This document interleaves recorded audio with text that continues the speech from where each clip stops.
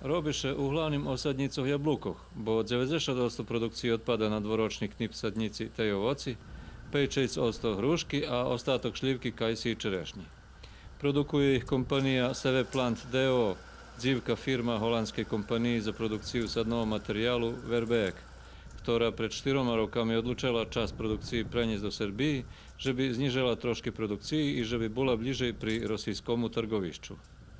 Počali na 15 hektaroh, a teraz u trećem roku produkciji produkuju 3 milioni sadnici na 110 hektaroh na 10 različnih lokacijah u Kulskoj opštini. Radi se znači o proizvodnji dvogodišnjih knip sadnica. Slovo o produkciji dvoročnih knip sadnicoh. Knip sadnici reper kvalitetu.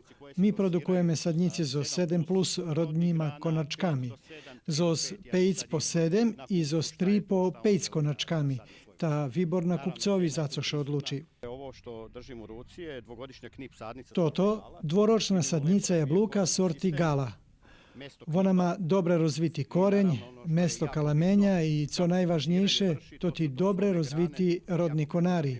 Jest ih 7+, co znači perša klasa. Poneže nemajú svoju žem, primušeni su zakupjovati ju na 2 roky. Každý rok im potrebni novi 50 hektári. Majú okolo 100 sezonských robotníkov, ktorí robia 11 mešací u roku i dostavajú 2 € na hodinu so splacenýma doprinosami. Nažalj, robotníkov z Kerestura, hoč parcela od 20 hektári pri samim Valalje, njet.